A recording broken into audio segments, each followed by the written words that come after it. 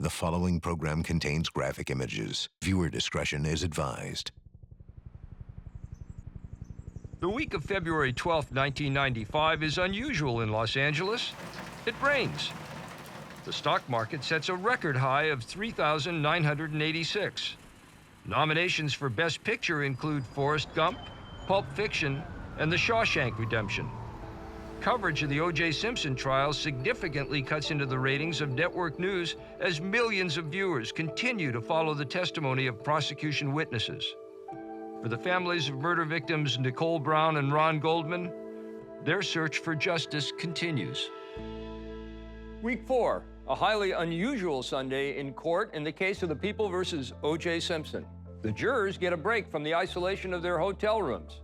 They travel to Nicole Brown's condo, the murder scene, the restaurant where Ron Goldman worked, and O.J.'s house on Rockingham Avenue, where he returns not as the man who lives there, but as a prisoner on trial for his life. I'm Roger Cossack, and this is OJ25.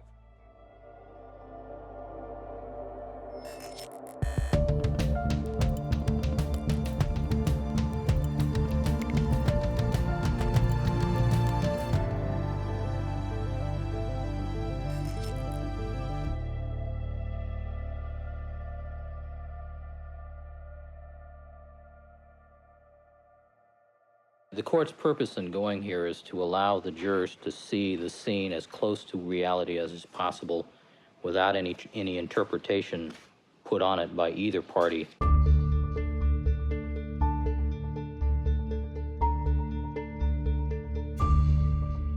Mr. Cochran, do you want to address that issue?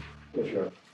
At no time has Mr. Simpson ever desired to go to or be at the Bundy scene. It's painful for him, as it is for the Brown family, and accordingly, he plans to stay in the vehicle at that location.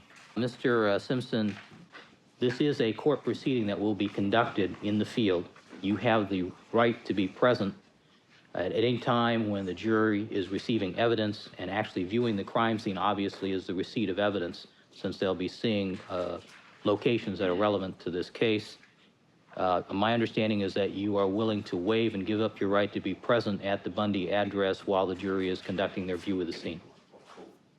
Yes, Your Honor. All right, thank you very much, sir. Ladies and gentlemen, let me tell you the purpose of our court session here today. We are going to go out to 4 locations that are relevant to the facts and issues of this case. We will have to actually block streets to allow us and you to have a view of these locations without any interference from any outside influences. The motorcade has left the criminal courthouse in downtown Los Angeles, headed for Brentwood. There are 14 vehicles in this entourage. There are dozens of police officers, half a dozen helicopters, and scores of spectators. Jurors are not allowed to talk to each other, but they can take notes. The bus loaded with 12 jurors and 9 alternates stops at Ron Goldman's apartment for fewer than 2 minutes. That one right here. That one. The purpose? So they can see how close it is to the crime scene. Right there in the corner where the San Vicente Street sign is. For about 2 minutes, they stop by Mezzaluna, the place where Ron Goldman worked. Then another very short drive, just about 6 to 8 blocks down Bundy to Nicole Simpson's condo. Escorted by bailiffs, the jury gets off the bus and walks along the front walkway, the side pathway, the inside of the condo, and along the back alley. They stood in the same place where Nicole Brown Simpson's body was found and where Ronald Goldman was found. It's almost an eerie feeling, I think, to stand at the scene of death. The O.J. Simpson entourage has made its way into Brentwood and to the Rockingham Drive estate of O.J. Simpson. Rockingham was a beautiful place, big, sprawling. The jury walks around outside, goes into the guest house where Cato Kalin stayed, and then inside where O.J. lived. But once they get inside, they see a home that is barely recognizable, even to O.J. Simpson. The reaction to the actual visit to Rockingham did surprise the prosecution it angered the prosecution. The house did seem to be rearranged. There was a little more football memorabilia than maybe there had been previously. The prosecution screamed that we were trying to change OJ's image. Well, yes, we were. Should they have done that? Probably not. Should Judge Ito have known about it and stopped it? I would think so, and I certainly understand why the prosecution was upset. Now remember, they didn't destroy evidence that was crucial to the case. They didn't hide evidence. They just rearranged the decorations in Simpson's house. I would have argued that you're giving a false impression by changing things, but I'm not sure I would have been successful. I think it was evident that O.J. Simpson was pleased to be home. He was home but not free. He was there with deputies around him. He was not particularly heavily guarded, but he knew that certainly there were people there who were ultimately going to take him back to prison. So if the killer wasn't a dog, then somebody had to go out the back end, didn't they?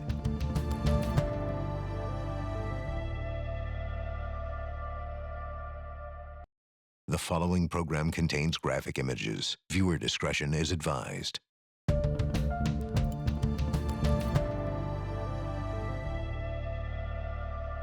Collection of evidence is pretty straightforward. Were there mistakes made? Sure. Are there always mistakes made? Yeah, there are.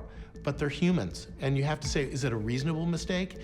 Does it look like there's any nefarious plot going on here to frame O.J. Simpson? And if there's not, can we dismiss or discount this mistake as just being an honest mistake? Or was it for a purpose?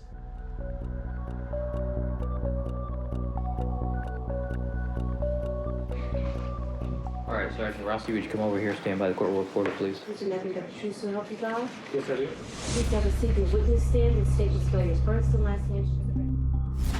What were you able to see when the flashlight was shined on the victims? I saw a female victim lying in a pool of blood. She appeared to be wearing a black dress. On the other side of her, I saw the male victim.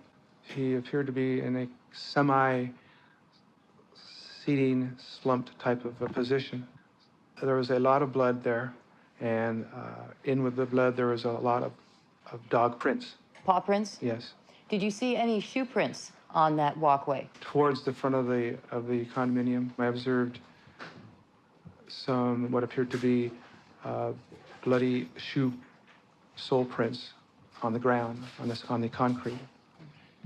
And which direction were those shoe prints going, sir? They were going towards the rear of the condominium.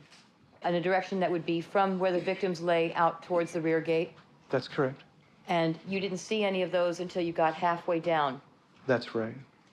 And did Lieutenant Spangler then walk down the walkway and look at the bloody shoe prints or approach the bodies of the victims? No, he didn't do that.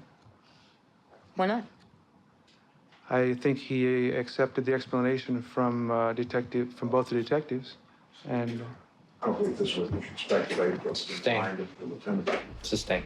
I knew what police were supposed to do at a crime scene and simply took him through the routine and exercised him a little bit for breaching protocol, to put it nicely. In other words, sloppy damn police work. Sergeant Rossi, you said that you were familiar with certain parts of the Health and Safety Code. Your Honor, may I please see what counsel's reading from? You already have at the bench. Oh, he smashed it out of my hands. Ms. Clark, have a seat, please. Do you remember the question, Sergeant? yes, sir, I do. And yes, I am familiar with some sections. Did you, during that 45-minute period, have a legal duty to call the coroner? Not as far as I know, no. Did you know it was a misdemeanor to fail to call the coroner, Sergeant? I don't believe it is, sir. I thought that the entire crime scene had been very sloppily handled. Indeed, that was a theme throughout the case. Much of their evidence was contaminated before it ever got tested. There's nothing screwed up about that crime scene. Is it contaminated? I challenge anybody to tell me there was a crime scene that wasn't contaminated. All crime scenes are contaminated. Furthermore, there wasn't any question in your mind once Officer Riske had swept through the premises that the killers, whoever they were gone. True? That's correct. At large, on the loose, carrying with them, in all probability, some bloody evidence. True? Objection, killers, counsel testifying. Sustain. Fact, not evidence. Rephrase the question. killer or killers. Are we restricted to the state's theory of one killer, erroneous though it may be? No, but the question assumes, hold on. The question assumes a fact that's not in evidence we don't know. You can Very well. phrase it properly as killer or killers. Fine, I accept that. Thank you. Can you tell us why it was that for the better part of an hour after you learned of a brutal homicide, you were not concerned about notifying the ex-husband? Because those types of notifications are done by the detectives. Oh, and until the detective comes on the scene, he stays at risk, is that it? Well, if that's what you want to say, yes, that's what we do. Why in the world did you need to go on the crime scene to begin with if you're not a detective? So I could give the responding detectives an accurate account of what was there. They require that from me. So when you go to a crime scene, just like the officer that first arrives there, you pick a path that will be repeated by everybody else. So your job is really important, that you see what looks like evidence. So that is your absolutely number one priority, to preserve as much as you can as the suspect left it. And then you start documenting what you see there as obvious evidence. Wasn't the evidence staring you in the face that somebody had to go out the back? Well, like I said, it was outside, so... I understand. Didn't you tell us in your testimony that you saw tracks on the sidewalk on Bundy? On Bundy? Yes. Dog tracks only. That's right. Yes. So if the killer wasn't a dog, then somebody had to go out the back end, didn't they? Sir, they could have gone any direction. Without leaving any footprints after being in all that blood, Sergeant? Well, that's possible, yes. And how is that possible? Please tell me.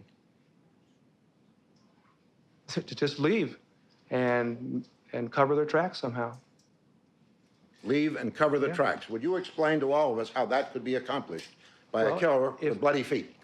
If they didn't get blood on their feet, they wouldn't leave tracks. Having been at the scene, can you imagine that the perpetrator or perpetrators didn't get blood on their feet? Can you imagine that? There was a lot of blood there. No. Can you imagine that these murders were accomplished without getting any blood on the feet of the perpetrator? I think anything is possible. Anything is possible. So you think they may have been fast enough on their feet to avoid blood while accomplishing the carnage that we've been looking at on screen. Is that right? I can't accurately testify to that. I'm sorry. Oh, all right. And the jury's saying to itself, well, if they were sloppy in this area, how can we trust the other areas where they say they found evidence? Detective Phillips arrived at Bundy at 2:10 and didn't depart till 10 a.m. No, I didn't note that. You know that's false, don't you? No, sir, I don't know that's false. Didn't he call you from Rockingham? Yes, sir, he did. You now know it's false, don't you? Yes. Okay.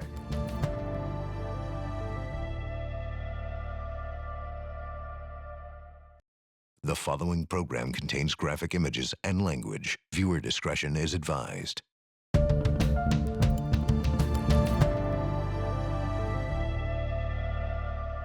Why did you, after 5 o'clock in the morning, having not lifted a finger to notify Mr. Simpson for over 4 hours, suddenly declare an emergency?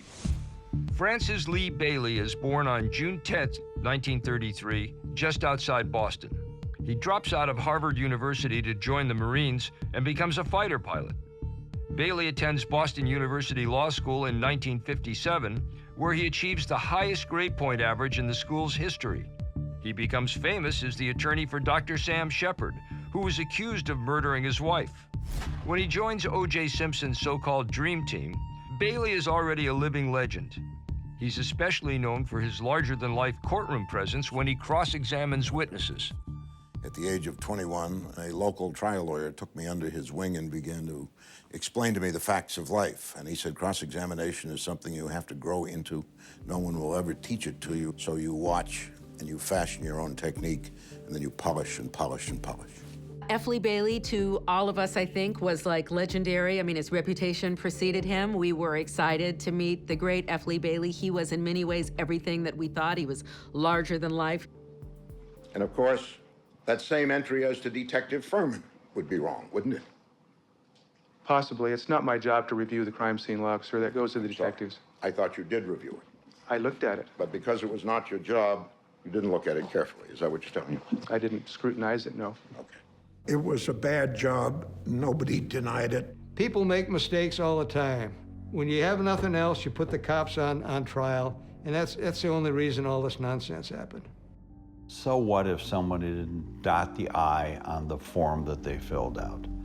So what if they didn't cross the T? Those things suddenly meant you weren't doing your job properly. Everything was translated in a negative way by the defense. Every day was more and more and more and more BS. You throw enough of it out there and some of it's liable to stick. And it did. The witnesses, they all seem to come out of central casting. The police officers look like they were on Hawaii Five-0, right? You know, they look like cops. I think there's fluids around 150 items. Like I said, I didn't touch it.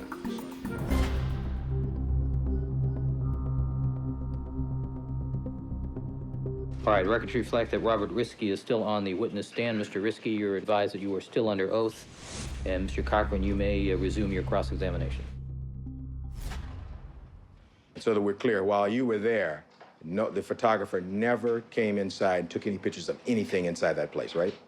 Not that I was aware of, no. While you were there, you saw a photograph, did you not, of a detective pointing down at toward the foliage? That's correct.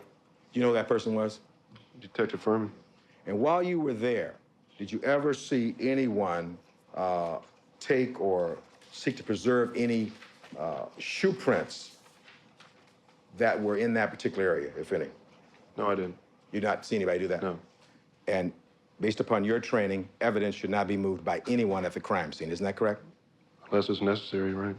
And unless it's necessary? Right. Can you think of any reasons why it would be necessary to move somebody's evidence?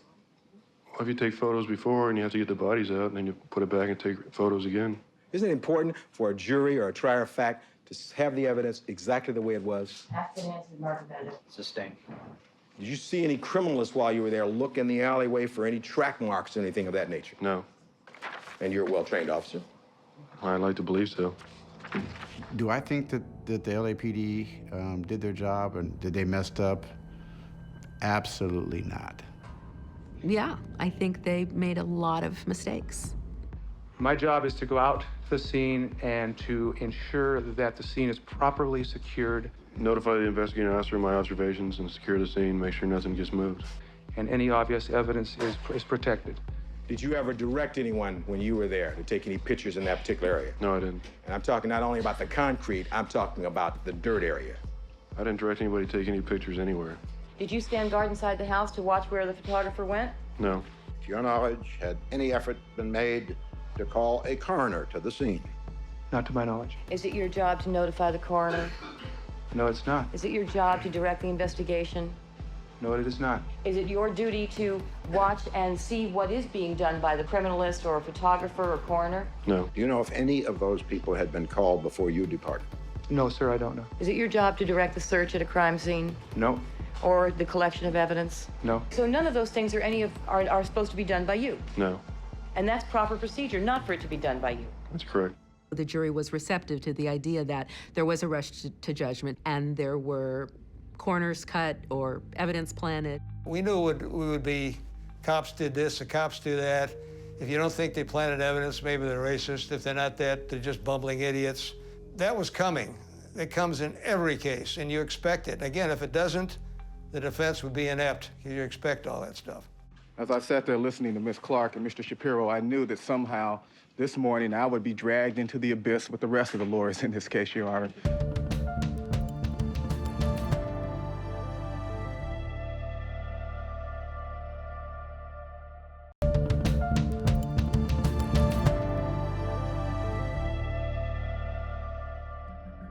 In week 4 of the trial, the jury hears how police found their way from the crime scene at Nicole Brown's condo to O.J. Simpson's house on Rockingham Avenue.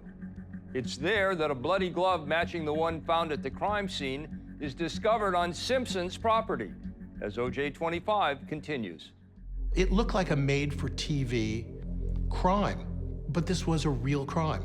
And I think people got caught up in the story of it and the allure of it.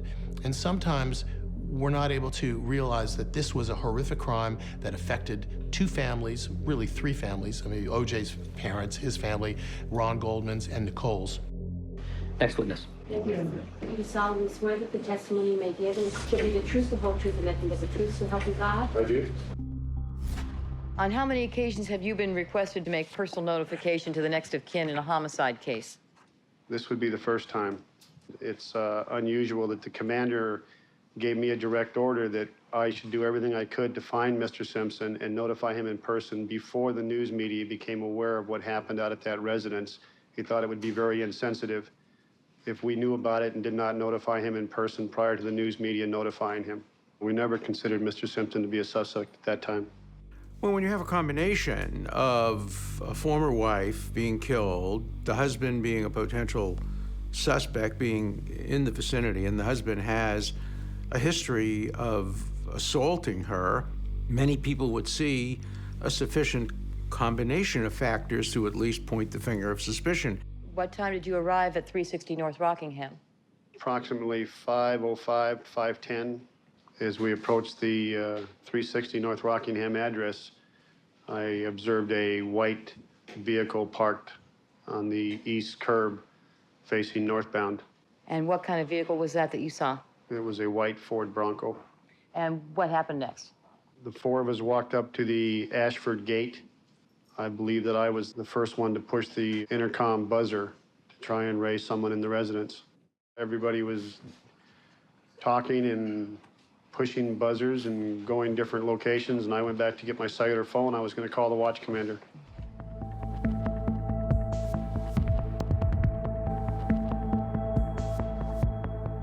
When you dialed that number, what happened? I received a recording, answering machine recording. At some point, did Detective Furman come and report some observation he had made to you? Yes, he did. Was that before or after you got the defendant's phone number? That was before I got the phone number. And based on what he told you, sir, did you go and observe something? Yes. What was that? I observed a spot on the Bronco on the driver's door, just above the door handle, that was a brownish red small dot. And after that conversation, sir, what happened next?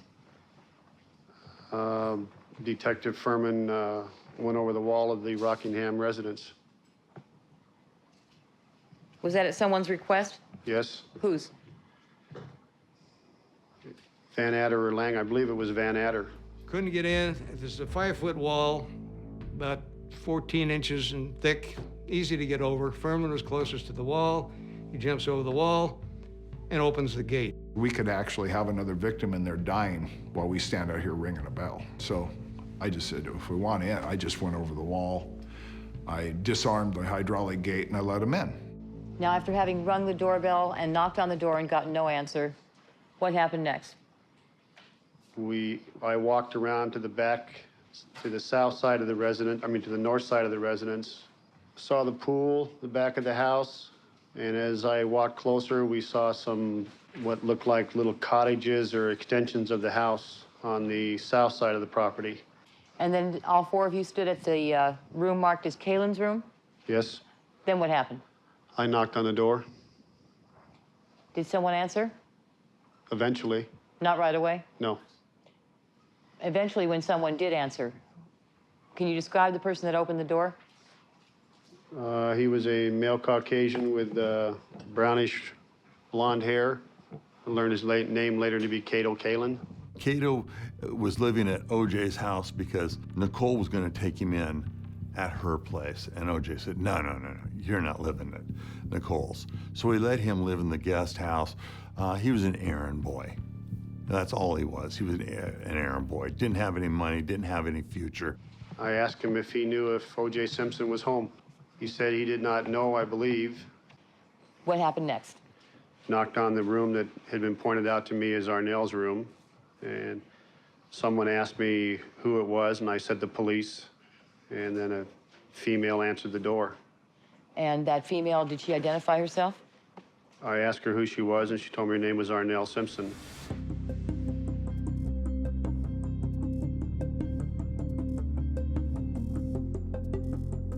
She told me that Mr. Simpson had gone on a red-eye flight the night before and had traveled to Chicago, and that he was staying at the Chicago O'Hare Plaza Hotel. And then? Shortly thereafter, a male voice, which I recognized as Mr. Simpson's voice, answered the phone, and I asked him, I said, "Is this O.J. Simpson?" And he stated, "Yes." "Who's this?" And I said, "This is Detective Phillips from the Los Angeles Police Department. I have some bad news for you." He said something about, "What's that?" And I says, "Well, I've got some bad news. Your ex-wife, Nicole Simpson, has been killed." What happened next?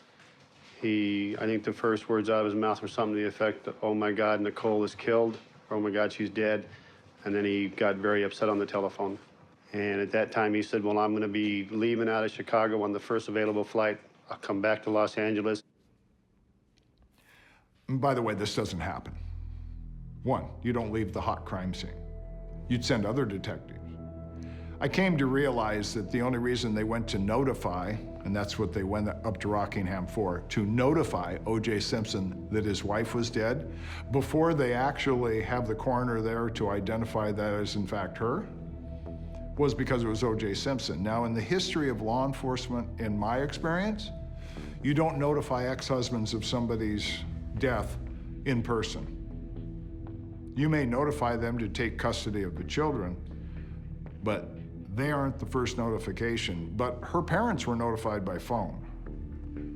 So I'm a little confused by all the notifications, but you know, as I said before, they threw out the rule book, and we're going to do this all different. Did Mr. Simpson ask you how she was killed? No. Did he ask you when she was killed? No. Did he ask you if you had any idea who had done it? No. Did he ask you where it had occurred? No. Did he ask you anything about the circumstances of how his ex-wife had been killed? No.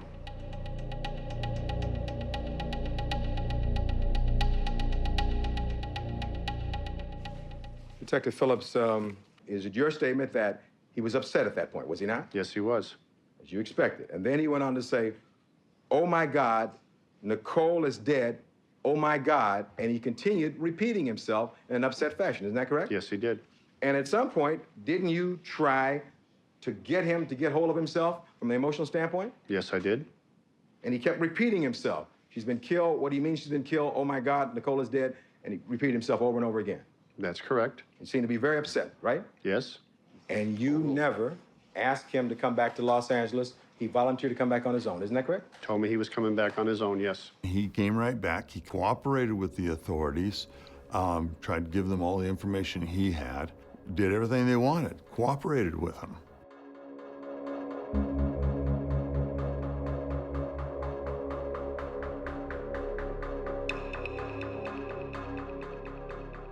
Let me see if I understand this. All four detectives, all homicide detectives, leave the bodies out there. The coroner's not been notified. You all go over to another location to give notification to a man. You don't know whether he's home or not. Is that what you're saying to us? Well, the four of us went up there to do that, and two of us were going to stay, and two of them should come right back. See, but you all went. The question is, you all went over there. Yes, we did. And at that point, no one had called the coroner regarding these bodies. Is that correct? That's correct. No one had called a criminalist to come out and start collecting evidence. Is that correct? I don't know that. Well, as far as you know. As far as I know, no criminalist was called. You know he wasn't there, though, don't you? He was not there. And even when you came back, he wasn't there, was he?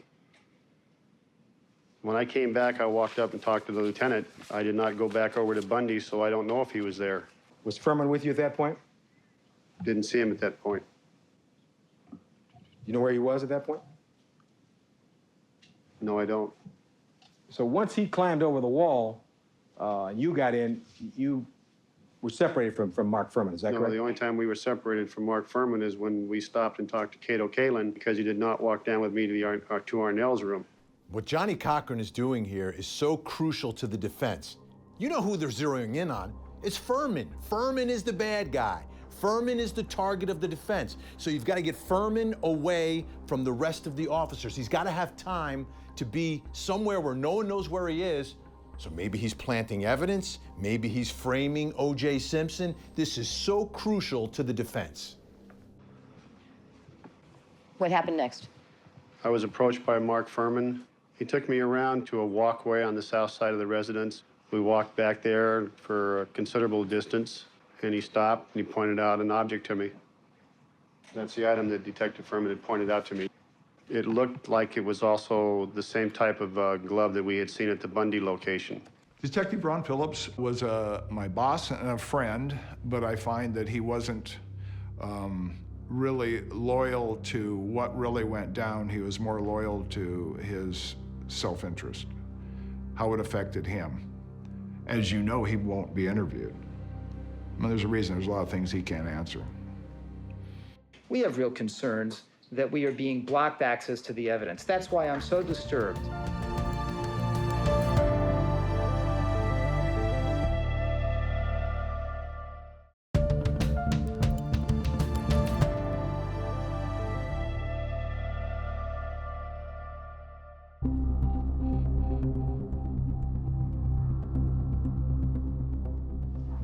We have a lot of individuals in West Los Angeles Division that celebrity, VIPs, wealthy people. Sometimes their name comes across and the department does certain things to, to help them out or do certain things a little bit more than on a normal occasion. If it turned out to be Nicole Simpson, it was going to become a major news media event.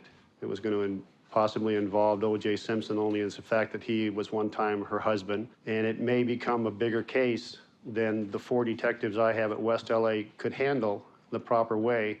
And that possibly we will want to take this case and transfer it downtown to Robbery Homicide Division, who has many more resources than we have. This would never happen today. I mean, think about what we're hearing here. We're protecting VIPs and celebrities because we're worried about what the media might say about these rich people who are famous instead of protecting victims of domestic violence. And in this case, 8 times, Nicole Brown is bruised and bloody. They've got pictures and nothing happens. Nothing happens. And you wonder how we end up at this trial. Okay, guys. You got his back? You guys ready? His back. All right, so we're ready, huh? Okay.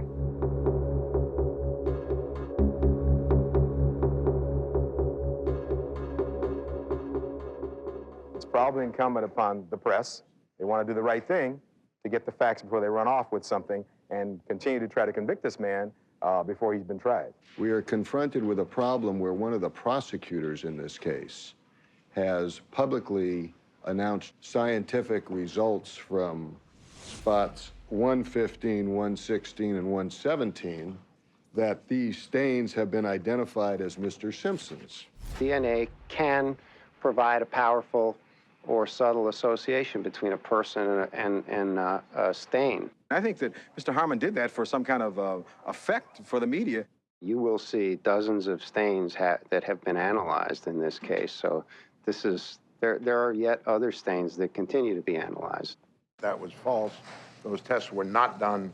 The mistake has been admitted to the judge. But once again, O.J. gets hammered with false evidence.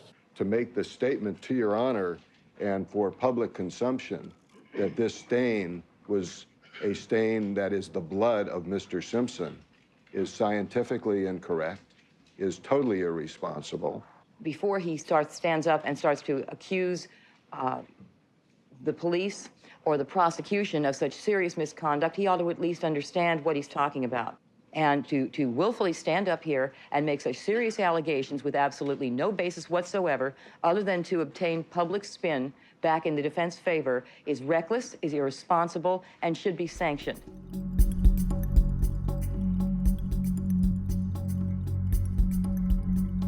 It's very, very disconcerting to have a witness who views an event to be fearful of personal repercussions. I think that that is outrageous, Your Honor. As the court is aware, we are currently undergoing significant problems with witnesses who are being hounded by the press. They were relentless.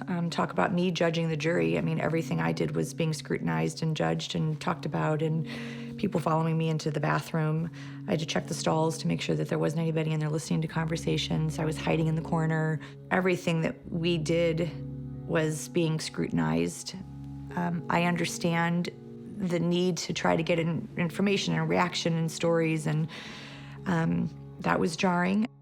I would hope that everyone would appreciate the importance of maintaining the sanctity of witnesses who are simply placed on lists And the court recognizes that it would be improper to release not only the substance of any statements, but any significant proprietary details about what witnesses may or may not be saying.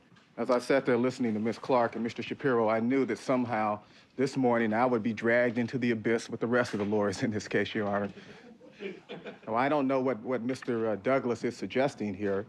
Are you suggesting that I gave the media a copy of a report you gave me, Mr. Douglas? Talk to the court, Mr. Is that what he is attempting to suggest to this court? Of what I heard. It is a statement that is derogatory in nature and relates to Detective Mark Furman. So why would we release a statement like that to the press? They've been leaking stuff throughout this case. They were leaking things before I joined this case. They continue to leak things. And I'm offended that Mr. Douglas would suggest to the court that I will leak anything. Every reporter in this courtroom knows I don't leak anything.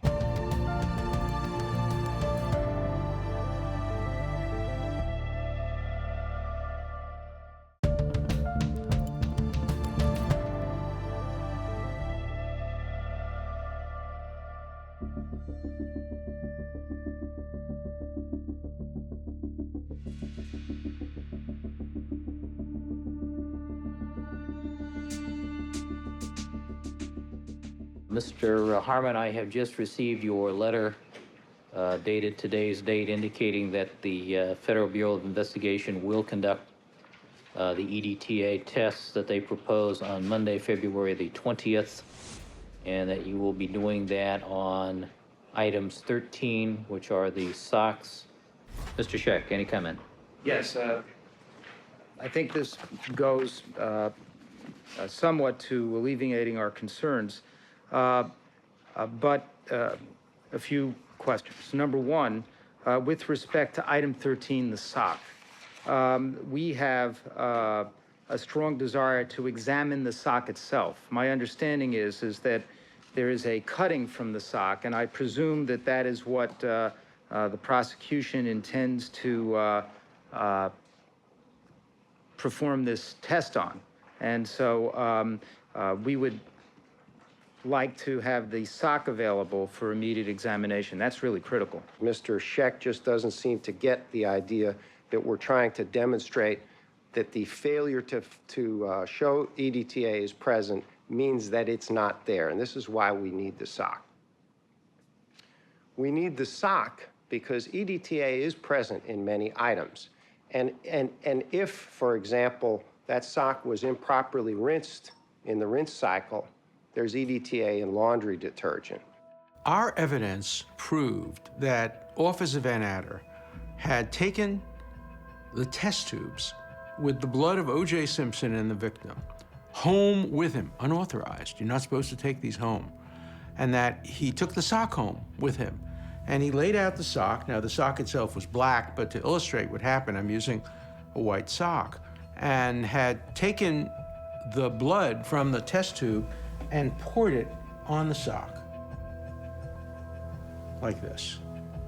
And so, if you look at the sock, you see that it has the blood splatter on this outside. It has the same blood splatter on the inside, and then the identical blood splatter, lighter of course, on the third side. So you have, and fourth side. So you have mirror images on all four sides. That couldn't happen if the sock were being worn by the killer. It's nonsense, and Dershowitz knows that. You don't get spattered blood on a sock by pouring blood on it. That's spattered blood, there's no question. You still want to say Van Adder did it? All right, let's say that he did. He would have had to go into the coroner's office to get Nicole's blood. Somehow get into the office, break into their vault in their lab, find Nicole's blood, and somehow sneak it back to the socks, which were in the LAPD lab, and somehow spatter the socks with the blood. Then put everything back. How the hell's he gonna do that? Dershowitz ought to be ashamed of himself. It sounds to me like, first of all, Mr. Harmon is explaining why there may be results finding EDTA in these materials ahead of time that he can then explain away if they find it. Barry Scheck is born September 19, 1949 in Queens, New York. He receives his bachelor's from Yale University in 1971. He is the co-founder of the Innocence Project with his friend Peter Neufeld, where they often exonerate those wrongly convicted through DNA evidence. Scheck becomes a breakout star of the Dream Team because of his knowledge of DNA. Barry and Peter have been friends forever. I think they've been friends since college. Their families are friends. They had a law practice together. I think they still do. So they came as a team. I mean, they came together. They were always together. They were always in that conference room together. Barry, of course, you know, was a star of the trial. Barry Scheck and Peter Neufeld, who are friends of mine, they're bright, they're very able lawyers. I think Barry Scheck is a brilliant lawyer. I'm honored to still consider him a good friend. We have not been allowed to touch this evidence, to look at it for 8 months. I know you've seen a series of letters I've written. We've been dying to find out what the defense did with the samples they obtained back in October. Good afternoon, Your Honor. The Bundy glove, which to our knowledge they haven't examined at all, if we were to take that and take a cutting from it from an area where there might be a dog bite, for instance, and do some testing on it, then when they introduced the glove, they could tell the jury that the reason there's a piece cut out of here is because it was given to the defense. And that's it. That we're not required to give them that piece back. We're not required to tell them what we did to it. Well, you're required to give the piece back if it's still available. If it hasn't been consumed in the testing, that evidence doesn't disappear into a dark hole. I realize some of it's going to be consumed or destroyed in some way through the testing process. I don't think they understood how devastating it would be if the jurors believed that a piece of evidence had been tampered with. If they thought that, they never would have introduced the sock. They would have focused on the glove. They would have focused on the blood that was found. They had a pretty strong case without the sock. The sock didn't strengthen their case. It mortally weakened the case. You know, they've made these allegations about the police department. There is no reason why they didn't do this before, and there's no reason why they should be entitled to do this now after those allegations, Your Honor. That's like the fox guarding the hen house, pardon me. That makes no sense. And they're going to have these guys hunched over these little swatches, breathing all over them, doing all these things that he's going to criticize us for having done during our testing. Funny how these arguments are the same depending on which side I'm hearing them. Our experts do not have an opportunity to look at this evidence and examine it for trace evidence. And I would point out that both sides are correct in this regard. I'm only pointing out that the prejudice continues. We have real concerns that we are being blocked access to the evidence. That's why I'm so disturbed that a compromise could be rejected.